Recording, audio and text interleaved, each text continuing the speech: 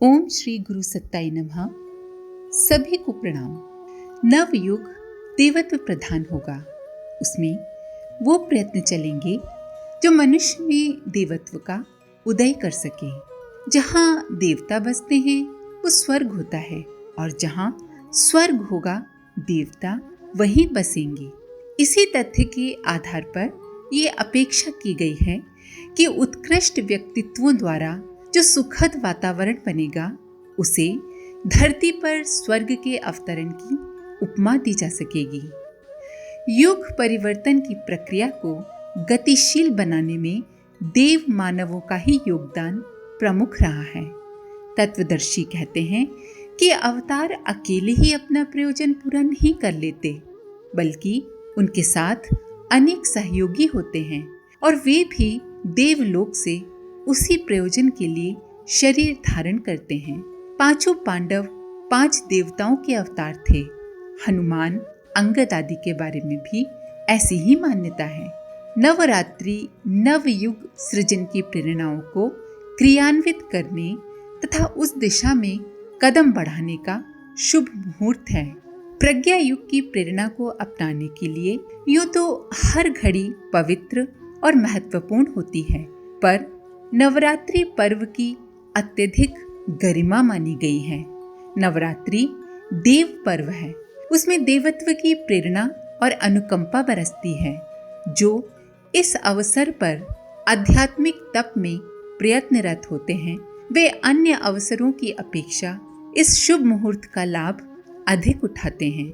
इन दिनों ऐसी विशेष परिस्थितियां होती हैं जिनमें सूक्ष्म जगत के दिव्य प्रभाव उभरते हैं और मानवीय चेतना को प्रभावित करते हैं। ऐसे ही अनेक तथ्यों को ध्यान में रखते हुए तत्वदर्शी ऋषियों मनीषियों ने नवरात्रि में साधना का महत्व अधिक बताया है, और इस बात पर जोर दिया है कि अगर अन्य अवसरों पर न बन पड़े तो भी नवरात्रि में आध्यात्मिक तप साधना का प्रयत्न तो करना ही चाहिए।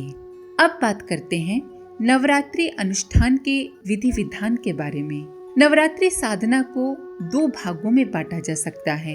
एक उन दिनों की जाने वाली जप संख्या एवं विधान प्रक्रिया, और दूसरा आहार विहार संबंधी प्रतिबंधों की तपश्चर्या। दोनों को मिलाकर ही अनुष्ठान पुरस्चरणों की विशेष साधना संपन्न होती है। जप संख्या के बारे में विधान है कि 9 दिनों में 24,000 गायत्री मंत्र का जप पूरा होना चाहिए।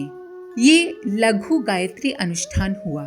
प्रतिदिन 27 माला जप करने से 9 दिन में 240 मालाएं अथवा 2400 मंत्र जप पूरा हो जाता है। माला में यूं तो 108 दाने होते हैं, पर 8 दाने अशुद्ध उच्चारण अथवा भूल चूक के लिए छोड़कर गणना 100 दानों की ही की जाती है। इसीलिए प्रतिदिन 27 माला का क्रम रखा जाता है। जप में गति कम ज्यादा रहने से संख्या की जानकारी बिना माला के नहीं हो सकती। इसीलिए नवरात्रि साधना में गिनती की आवश्यकता को ध्यान में रखते हुए माला का उपयोग आवश्यक माना गया है। वैसे तो तुलसी, चंदन और रुद्राक्ष की मालाएं पवित्र मानी गई हैं, पर गायत्री जप में तुलसी की माला को प्राथमिकता दी जाती है। अनुष्ठान के पूर्व एक दिन 1 घंटा जप करके ये देख लेना चाहिए कि अपनी जप करने की गति कितनी है। साधारणतया तो 1 घंटे में 10 से लेकर 12 माला तक की जप संख्या ठीक मानी जाती है। अगर किसी की कम है तो वो बढ़ाने की कोशिश करें, और अगर किसी की तेज है तो वो थोड़ा घटा लें। थोड़ा बहुत अंतर तो रहेगा ही, क्योंकि सबकी चाल एक जैसी नहीं होती। अनुष्ठान में 27 मालाएं प्रतिदिन जपना पड़ती हैं। देखा जाए कि अपनी गति से इतना जप करने में कितना समय लगेगा। जाप बहुत धीरे धीरे भी नहीं करना है और बहुत जल्दी जल्दी भी नहीं करना है। देखा जाना चाहिए कि अपनी गति से 27 माला जप करने में कितना समय लग रहा है, या 1 घंटे में कितनी माला हो रही है। ये हिसाब लग जाने पर ये सोचना होगा कि प्रातः इतना समय मिलेगा या नहीं। अगर सवेरे जब पूरा हो सके प्रयत्न तो ऐसा ही करना चाहिए, पर यदि ऐसा संभव नहीं है तो समय का विभाजन प्रातःकाल और सायंकाल 2 बार में किया जा सकता है। सूर्योदय के 2 घंटे पूर्व से जप आरंभ किया जा सकता है और सूर्योदय से 3 घंटे बाद तक ये समाप्त हो जाना चाहिए। यदि प्रातः पर्याप्त समय न हो तो सायंकाल सूर्यास्त से 1 घंटा पहले से लेकर 2 घंटे बाद तक के 3 घंटों में सवेरे का शेष जप पूरा कर लेना चाहिए। प्रातः 9 बजे बाद और रात्रि को 8 के बाद की नवरात्रि तपश्चर्या निषिद्ध है। यूँ तो सामान्य साधना तो कभी भी की जा सकती है और मौन मानसिक जप में तो समय, स्थान, संख्या, स्नान आदि किसी का भी बंधन नहीं है। किसी भी स्थिति में मानसिक जप किया जा सकता है, पर अनुष्ठान के बारे में ऐसा नहीं है।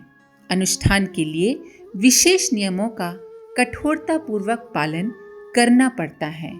उपासना की विधि सामान्य नियमों के अनुरूप ही है।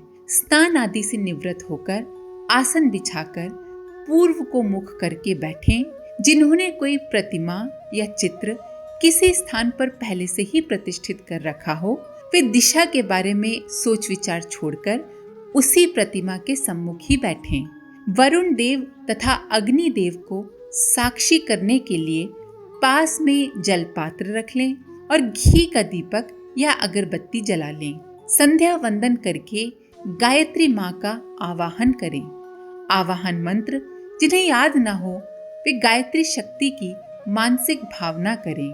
धूप, दीप, अक्षत, नैवेद्य, पुष्प, फल, चंदन, दूर्वा, सुपारी आदि पूजा की जो भी मांगलिक वस्तुएं उपलब्ध हैं उनसे चित्र या प्रतिमा का पूजन कर लें।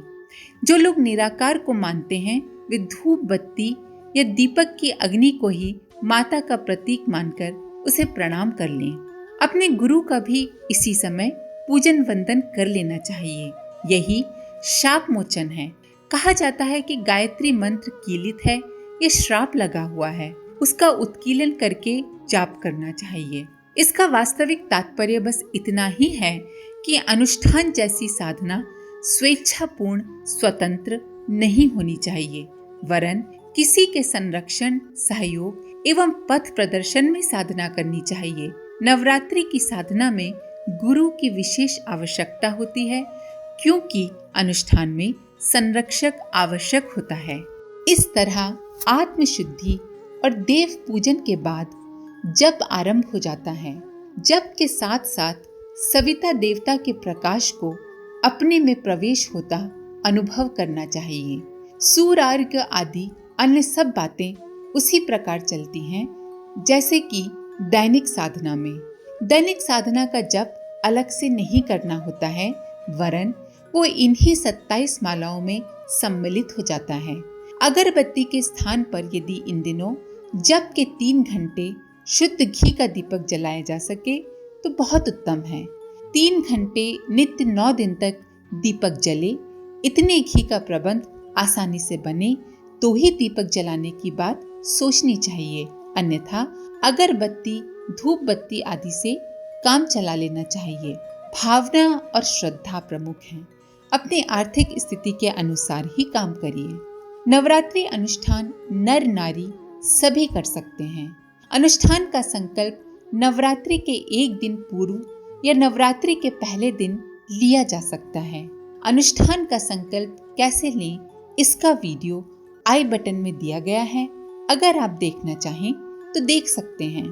किसी भी कार्य में ढील पोल, शिथिलता, अनियमितता और अस्त व्यस्तता बढ़ती जाए तो उसमें सफलता मिलना मुश्किल ही होता है। उपासना के संबंध में भी यही तथ्य काम करता है। आधे अधूरे मन से ज्यों त्यों जब तब बेकार तरीके से उपासना की जाए तो उसके परिणाम भी कम ही होंगे। अनुष्ठान में समय, स्थान एवं संख्या की नियमितता रखी जाती है। इस अनुशासन के कारण शक्ति भी अधिक उत्पन्न होती है। अनुष्ठान में सामान्य जप की प्रक्रिया को अधिक कठोर और अधिक क्रमबद्ध कर दिया जाता है। प्रयत्न ये होना चाहिए कि पूरे 9 दिन ये विशेष जप संख्या ठीक प्रकार से कार्यान्वित होती रहे, उसमें व्यवधान कम से कम पड़े। फिर भी कुछ आकस्मिक एवं अनिवार्य कारण ऐसे आ सकते हैं जिसमें व्यवस्था बिगड़ जाए और उपासना अधूरी छोड़नी पड़े। ऐसी दशा में ये किया जाना चाहिए कि बीच में जितने दिन उपासना जप बंद रखना पड़ा है, उसकी पूर्ति के लिए एक दिन उपासना अधिक की जाए।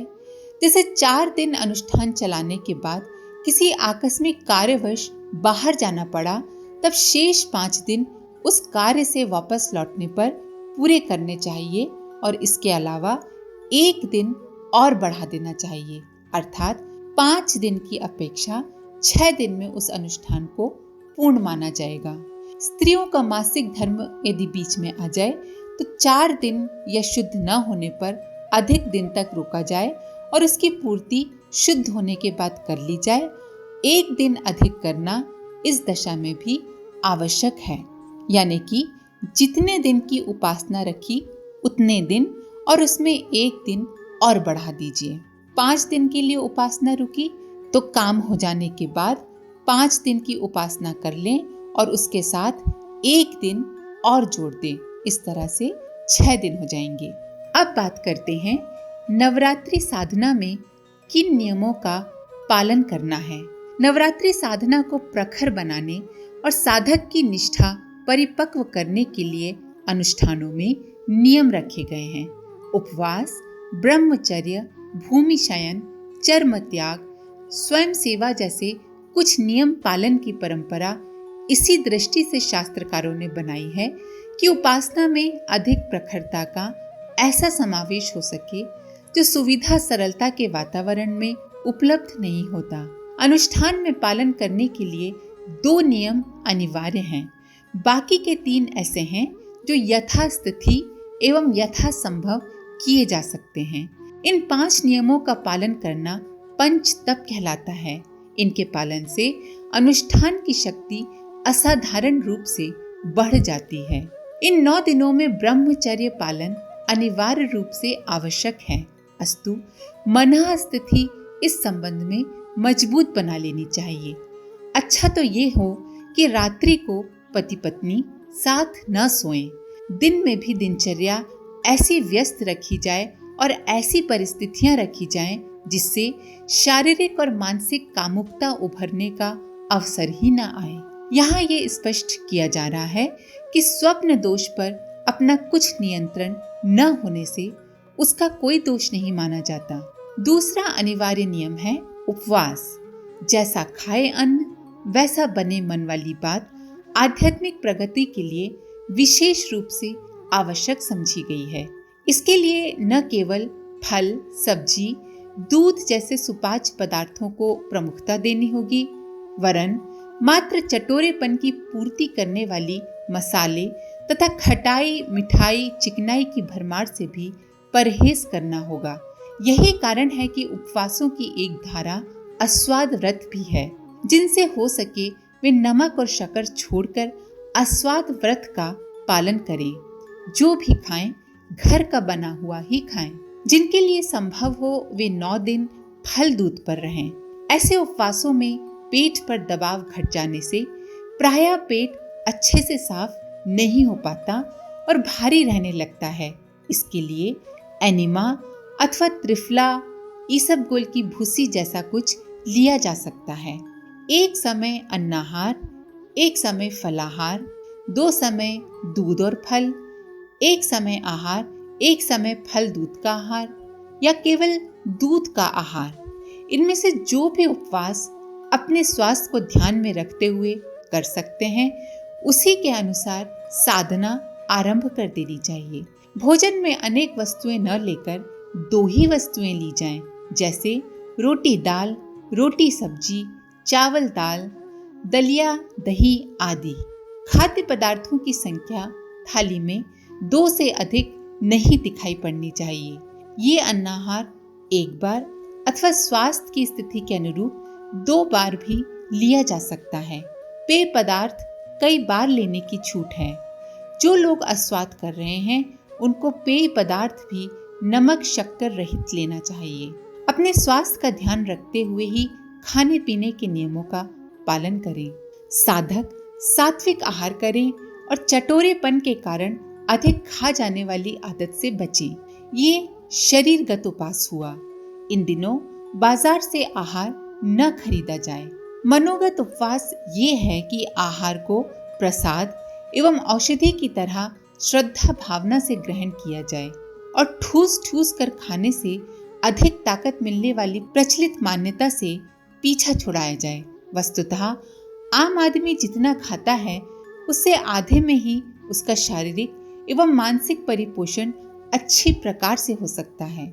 एक तत्वज्ञानी का ये कथन अक्षरशः सत्य है कि आधा भोजन हम खाते हैं और शेष आधा हमें खाता रहता है। इन पंक्तियों में संकेत इतना ही है कि शारीरिक और मानसिक स्वास्थ्य का महत्व समझने वालों को स्वल्पाहारी होना चाहिए।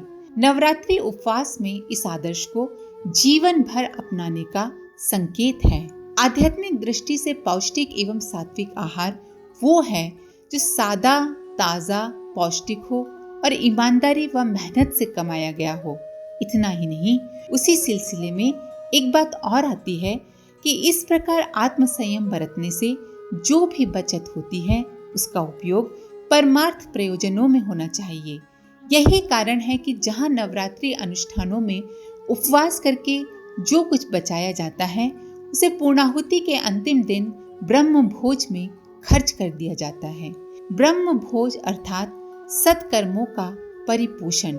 इस प्रयोजन के लिए दी गई राशि को दान या दक्षिणा भी कहा जाता है। नवरात्रि अनुष्ठान की पूर्णता यज्ञ आयोजन तथा ब्रह्म भोजन के साथ ही संपन्न होती है। इसके आगे का अगले वीडियो में। आज के लिए इतना ही। अपने विचार कमेंट बॉक्स में जरूर लिखें। आप सभी का धन्यवाद। ओम शांति।